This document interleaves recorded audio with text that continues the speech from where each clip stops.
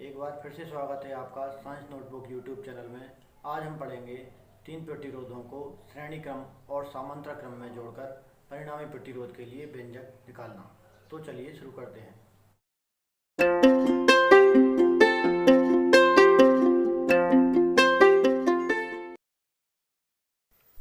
श्रेणी क्रम समायोजन। प्रतिरोधों का श्रेणी क्रम में समायोजन के लिए परिणामी प्रतिरोध की गणना।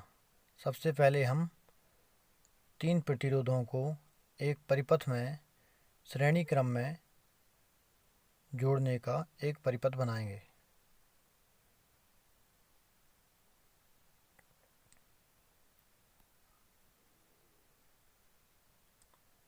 एक बैटरी, एक कुंजी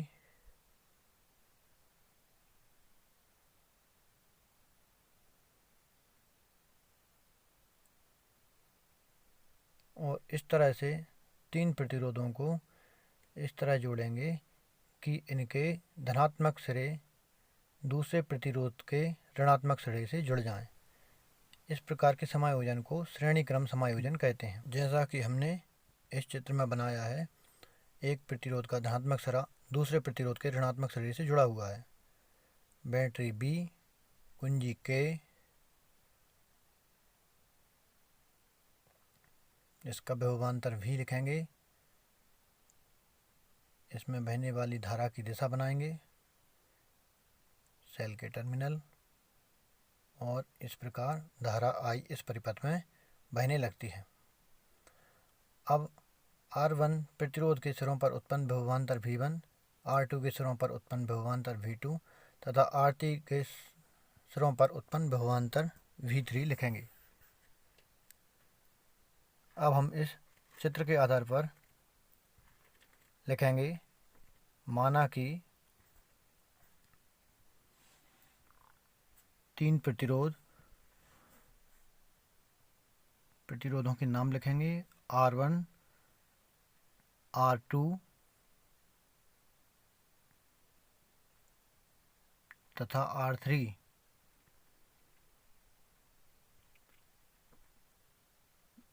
किसी परिपथ में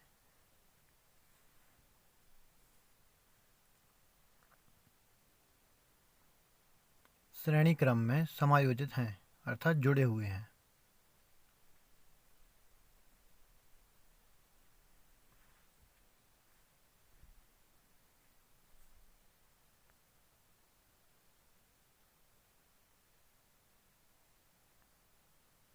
जुड़े हुए हैं। अब हम लिखेंगे इन सबके विभवांतर तथा R1, R2 व R3 अर्थात इनके सिरों पर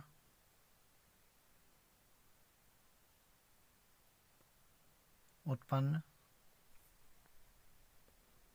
विभवांतर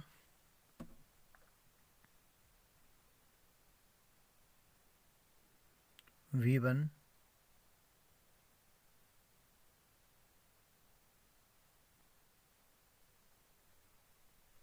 V2 तथा V3 हैं।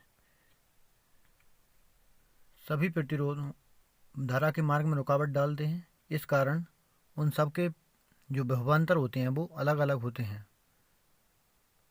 अब चूंकि ये तीनों प्रतिरोध श्रेणी क्रम में जुड़े हैं, अतः इनके भी विभवांतर अलग होंगे। अच्छा, तब इन सभी विभवांतरों का परिणामी विभवांतर V होगा, जो कि बैटरी द्वारा उत्पन्न होता है।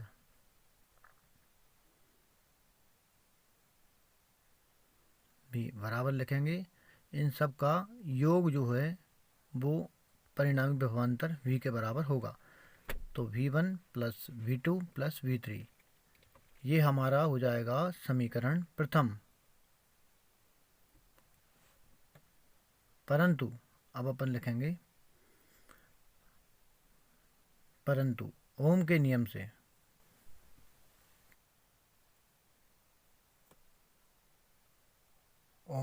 से V बराबर IR होता है। तो अपन हमारे विभवांतर V1 के लिए लिखेंगे इसी नियम से V1 बराबर I, धारा सबके लिए एक समान है, सभी प्रतिरोधों के लिए धारा एक समान है तो I लिखेंगे, और प्रतिरोध R1 है तो R1। इसी तरह V2 बराबर I इंटू R2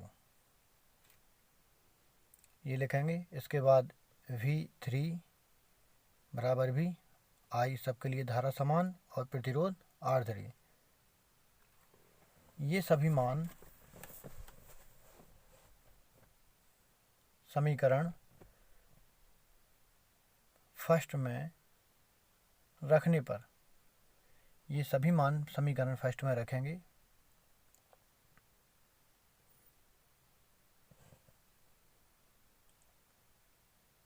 तब देखिए क्या होता है।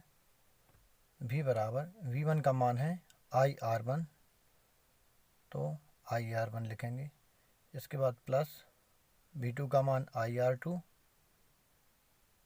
ये लिख लेंगे। इसके बाद V3 का मान IR3। इतना करने के बाद हम देखेंगे कि इन तीनों राशियों में I कॉमन आ रहा है तो I हम कॉमन ले लेंगे। कोष्टक के अंदर बचेगा R1 plus R2 plus R3। I का हम पक्षांतर कर लेंगे।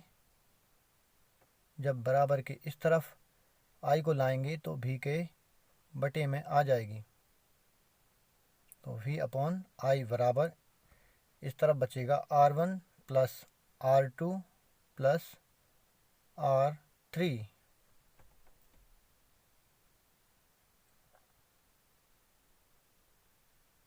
अब देखेंगे, परंतु ओम के नियम अनुसार V बटे I बराबर R होता है। इस चीज़ को हम कोष्टक में लिख लेंगे।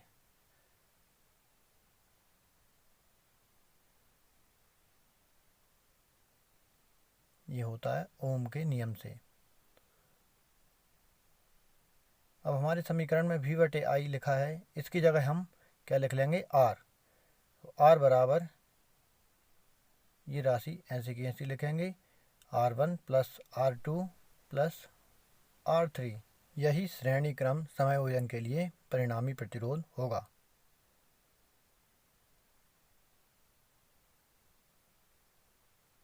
समांतर क्रम समायोजन। समांतर क्रम समायोजन के लिए परिणामी प्रतिरोध की गणना करेंगे हम। इसमें अभी सबसे पहले हम एक परिपथ बनाएंगे जिसमें हम तीन प्रतिरोधों को समांतर क्रम में जोड़ेंगे। जब हम तीन प्रतिरोधों को समांतर क्रम में जोड़ते हैं तब उनके धनात्मक सिरे एक स्थान पर जोड़ते हैं, सभी प्रतिरोधों के धनात्मक सिरे एक स्थान पर जोड़ते हैं तथा ऋणात्मक सिरे दूसरे सिरे पर जोड़ते हैं। देखिए ये हो गया पहला प्रतिरोध। इसमें एक और प्रतिरोध जोड़ेंगे।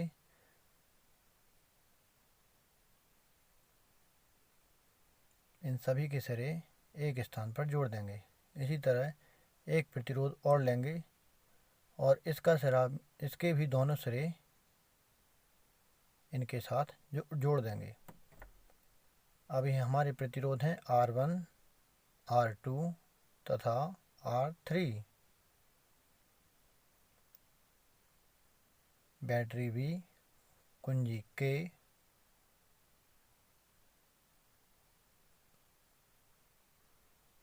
हमारी बैटरी का जो विभवांतर है वो V है। परिपथ में बहने वाली धारा I है जो कि तीनों प्रतिरोधों में जाके तीन भागों में बढ़ जाती है। I1, R2 से I2 तथा R3 से I3 धारा बहेगी, जबकि विभवांतर समान रहेगा क्योंकि सभी प्रतिरोधों के सभी सिरे एक स्थान पर धनात्मक सिरे जुड़े हुए हैं तथा दूसरे स्थान पर ऋणात्मक सिरे जुड़े हुए हैं। अब हम लिखेंगे माना कि 3 प्रतिरोध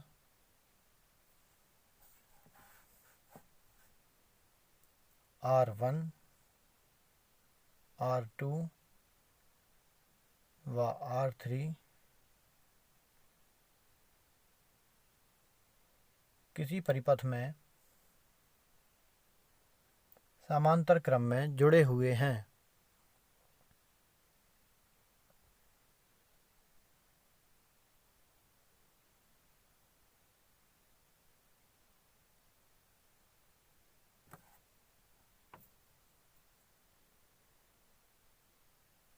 अर्थात समायोजित हैं।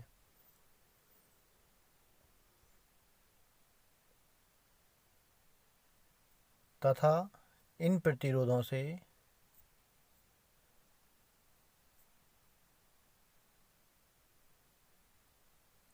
लिखेंगे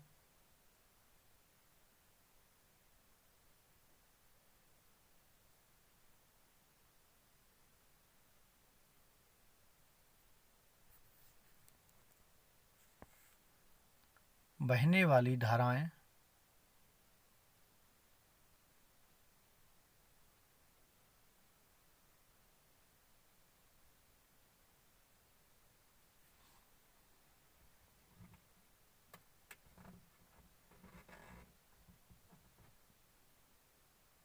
क्रमशः I1 R1 से बहती है, I2 R2 से बहती है।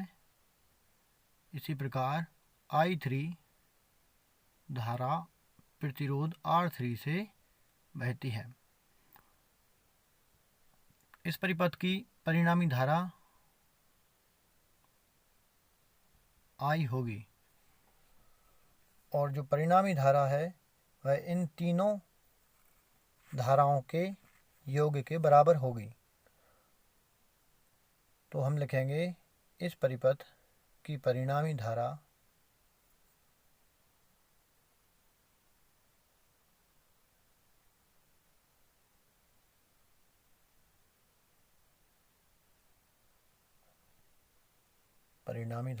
I बराबर I1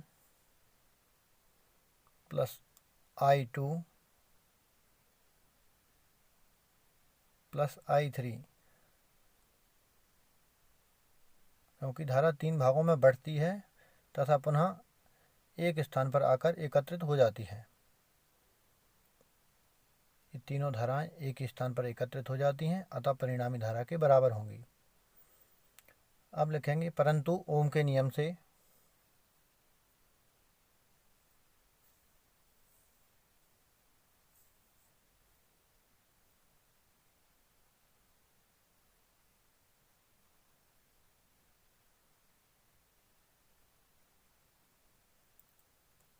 I1 बराबर ओम के नियम से I बराबर V बटे R होता है। तो हम लिखेंगे I1 बराबर V बटे, क्योंकि V सभी के लिए एक समान है, V बटे R1। I2 बराबर लिखेंगे V बटे R2। इसी तरह I3 बराबर लिखेंगे V बटे R3। इसके बाद क्या करेंगे, ये सभी मान हम समीकरण फर्स्ट में रख देंगे। चलिए ये चीज़ लिख लेते हैं।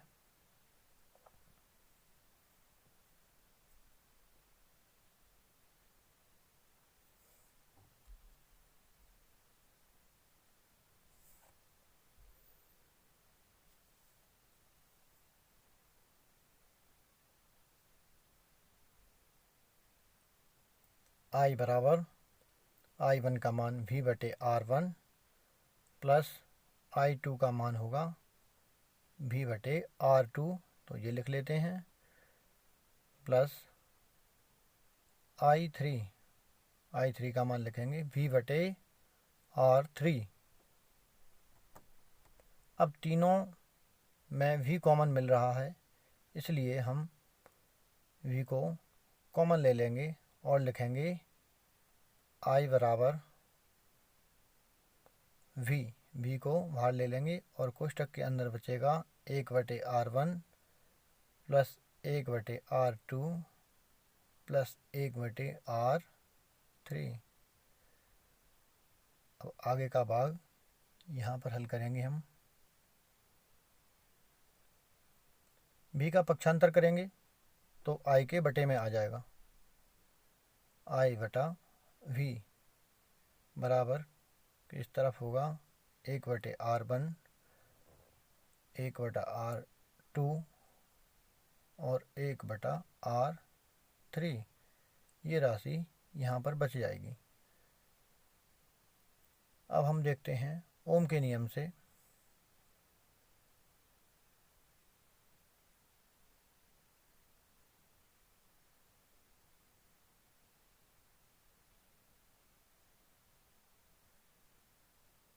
ओम का नियम होता है V बराबर IR।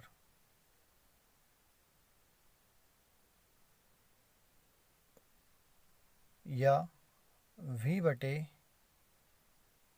I को पक्षांतर कर लेंगे तो इस तरफ R बचेगा। अब यदि हम R के बटे में 1 मान लें और दोनों तरफ की राशि को पलट दें अर्थात I बटे V बराबर R।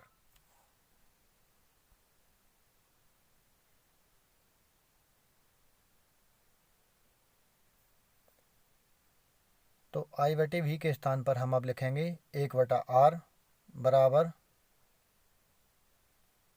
1/R1 प्लस ये राशि ऐसे की ऐसी लिख देंगे। केवल I बटे V के स्थान पर I बटे R लिखेंगे। ये हमारा समांतर क्रम में परिणामी प्रतिरोध के लिए व्यंजक प्राप्त हो गया है।